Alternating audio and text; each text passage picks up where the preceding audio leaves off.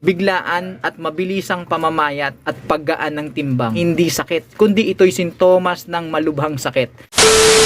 Kamusta kayo mga kalapatids? Good afternoon sa inyong lahat. Welcome back dito sa ating tambayan Chocobulok TV. 1:38 ng tanghali. Tignan nyo, napakainit ng panahon.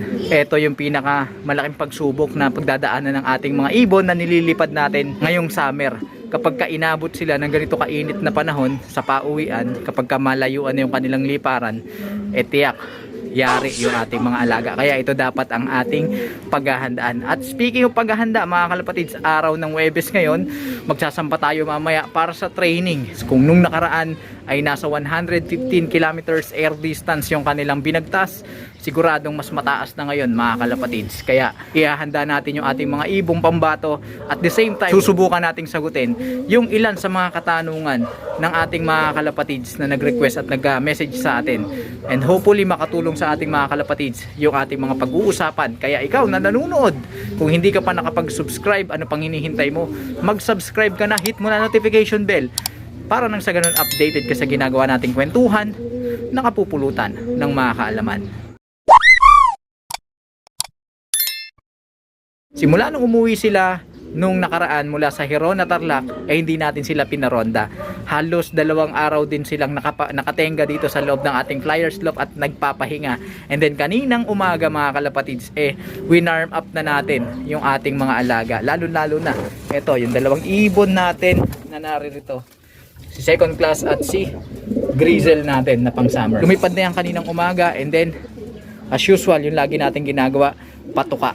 Yung routine na ginawa natin sa kanila gaya ng ginawa natin sa ating mga nakaraang paghahanda. Ayan, panoorin nyo yan, yung thumbnail na yan, makikita nyo yung mga ginawa nating paghahanda mga kalapatids sa tuwing sumasapit yung basketing day. Okay, at eto mga kalapatids, kanina after nilang kumain ay naglagay tayo dito ng tubig at kitang kita naman naging madumi yung tubig, ibig sabihin ay nakapaligo sila. Kaya ngayon tanghali, aalisin na natin to mga kalapatids dahil baka inumin pa nila, mahirap na.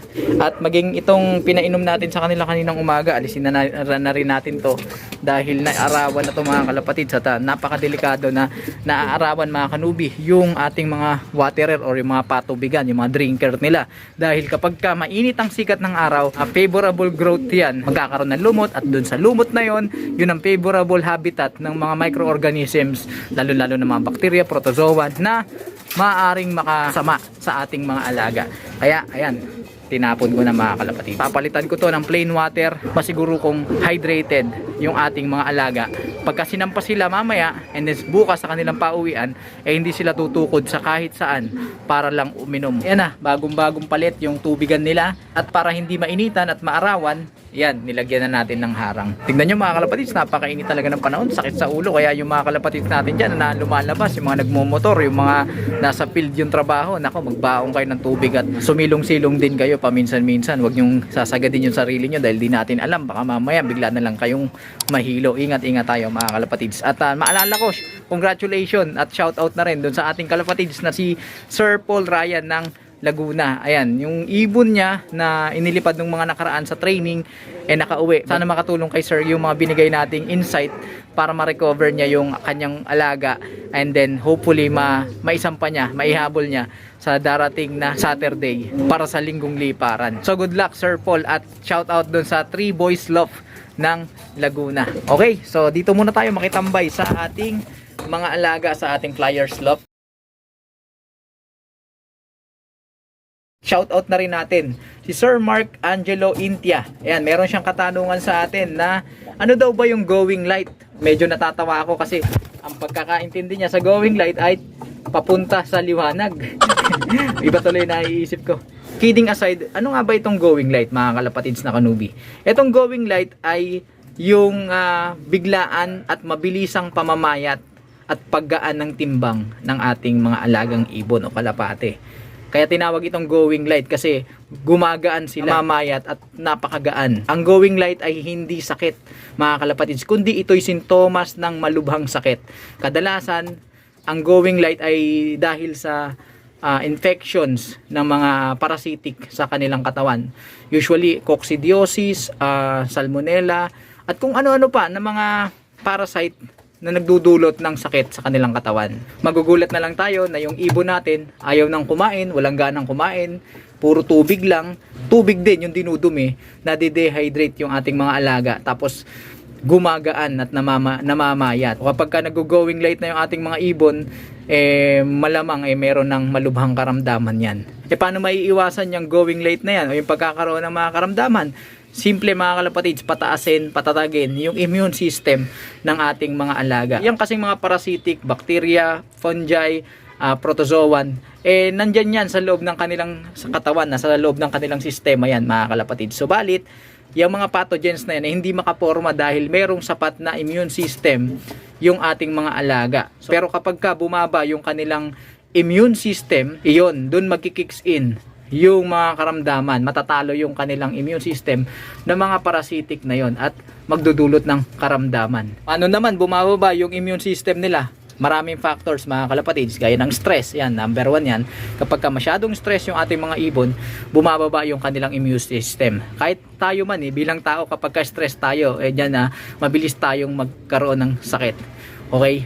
So kailangan panatilihin nating stress free, nabubulol pa yung ating mga ibon. Alagaan natin silang maayos, tamang nutrisyon at iba't iba pa sa ginagawa nating sistema sa pag-aalaga. Okay, sana nasagot natin yung katanungan ng ating kalapatid. Shout out sa iyo, Sir Mark Angelo Intia. Punta naman tayo kay Sir Clarence Dale Manalo. Unang tanong niya, paano malalaman kung tagparis na yung ating mga alaga? Lalaking kalapate, madaling malaman yan dahil napaka-predictable niyan. Pagka isinama natin yan dun sa hen, mamamarako yan at hindi niya titigilan yung hen. Tapos kapag hiniwalay natin, makikita nyo yan, parang umiiyak, nagtatawag,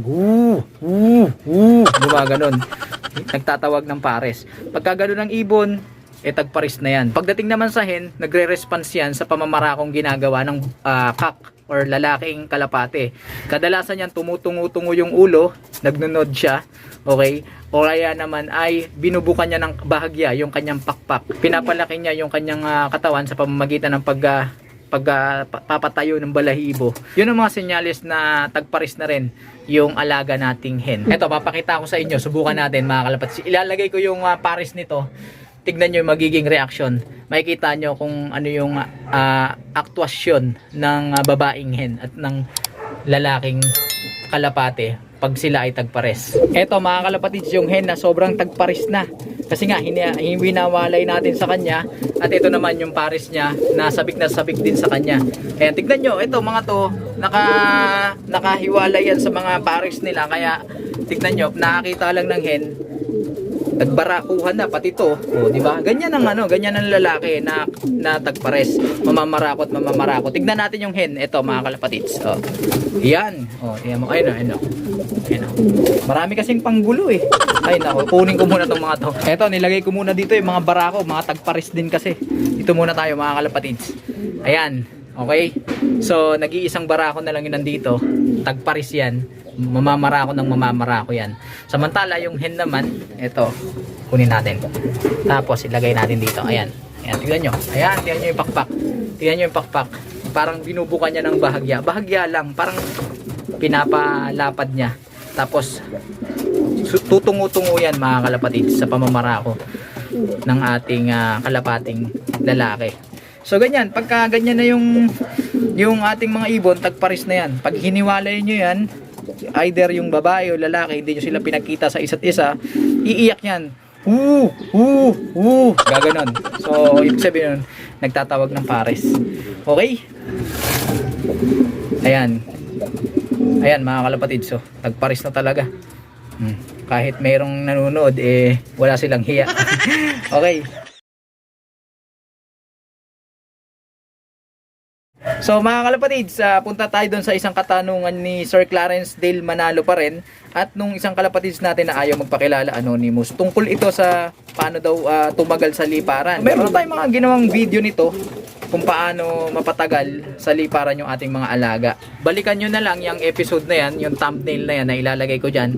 At the same time, kung matatandaan ninyo, bago natin isang pa sa track o sa club training yung ating mga alaga ngayong summer, nagsagawa tayo ng isang linggo training camp dito sa ating Flyers Loft. Ang layunin nun ay para patatagin yung stamina ng ating mga alaga. Dahil siyempre mga bagito pa yung ating mga mahihinang nilalang nung panahon na yon, gumamit tayo ng pamamaraan gaya ng force flying. So, ano ba yung force flying na yan? It's either paggamit ng flag at pagsi-self-toss. So, combination yung ating ginawa.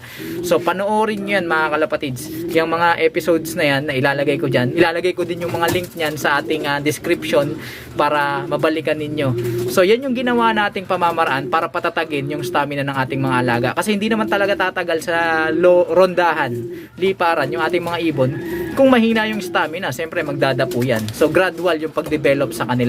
At ginagawa ko yan mga kalapatid bago mag club training, kasi hindi pwedeng iasa sa club training yung stamina ng ating ibon, kasi pagka nagtos yan, palayo ng palayo yan, kung hindi sapat yung stamina ng ating mga alaga, pwedeng umuwi pero matagal at durog yung ibon dahil nga kulang sa stamina, kailangan niya magdapo at magpahinga, and then doon pwede siyang magutom, kaya mahirap mga kalapatids na isabak sila ng walang maganda at maayos, matatag na stamina. Kaya balikan nyo yan, yung mga episode na yan. Yan yung ginawa natin. Isang linggo lang naman yan mga kalapatids, and then sinabak na natin sila sa training. At kita nyo naman yung resulta kapag ka umuwi yung ating mga alaga, hindi hirap, wala ring hingal na makikita sa kanila. So punta tayo doon sa isang kalapatids natin na ayaw magpakilala. Tungkol pa rin sa pagpaparonda. Ang problema niya kasi sa umaga, rumuronda yung kanyang mga alaga. Pero pagdating ng hapon, pag pinakawalan niya, ay tumatambay na lang sa bubong. So ano daw ba pwedeng sistema? Ang nakikita kong problema dyan ay baka na-overfeed mo yung iyong alaga kapag ka nagpapatuka ka sa umaga. Ang ginagawa ko kasi mga kalapatids, kapag ka nagpapalakas ako sa stamina ng aking mga alaga, sinasanay ko sila sa low flying, ay nagdadalawang beses ako ng pagpapatuka para nang sa ganun ay matraining ko rin yung kanilang disiplina, yung trapping. So ang ginagawa ko sa umaga, pakakawalan ko sila, wala pang laman yung mga butchi nila, and then kapag tapos na sila lurumonda, tatawagin ko sila, bibigyan ko sila ng patuka. Okay? Yung patuka na ibibigay ko ay yung tipong mabibitin sila, hindi sila magugutom at hindi rin sila mabubusog. Sa ganung pamamaraan, patuka pa rin yung nasa isip ng ating mga alaga. Then pagdating ng hapon, paparondahin ko uli sila, lilipad sila, and then kapag tapos nila rumonda, tatawagin ko sila, papasok sila, doon ko sila papatukain, doon ko ibibigay yung kakulangan sa patuka nung binigay natin nung umaga. So basically, ang pinaka sikreto wag nating i-overfeed yung ating mga alaga, dahil isa pang dahilan kapag ka-in-overfeed natin yung mga ibon, giging tamad yan dahil mabigat na yung kanilang katawan. At kung old birds na yan at tagparis na rin, manliligaw at manliligaw lang yan, hindi na yan lilipad mga kalapatids. So alalay lang sa patuka, gano'ng karami yung patuka na ibibigay para hindi ma-overfeed. Ayan, meron tayong episode dyan, panoorin nyo na lang yan, yung thumbnail na yan, nakalagay din yung link nyan sa ating description. Okay? Okay mga kalapatid, sana nakatulong sa ating mga kanubi yung ating ginawang kwentuhan. At sa mga kanubi natin dyan na may mga katanungan, mag-comment lang kayo dyan mga kalapatids. Ops, bawal yan. Yun, mag-comment lang kayo mga kalapatids na kanubi ng inyong mga katanungan, at gagawa natin yan ng paraan para masagot natin dito sa ating YouTube Tambayan. Kaya kung ikaw na nanonood, hindi pa nakapag-subscribe, mag-subscribe ka na, hit mo na notification bell para updated ka sa ginagawa nating kwentuhan, nakapupulutan ng mga ideya at kaalaman. Mag-like, comment, share kung nagustuhan mo ang video ito. Suportahan ang ating Facebook page sa pamamagitan ng pag-follow para sa tuloy-tuloy na kwentuhan, nakapupulutan ng mga kaalaman. Paano mga kalapatids? Kita-kita tayo bukas, walang mawawala sa ating abangan. Ingat kayo sa araw na ito. Hanggang sa muling pagkikita.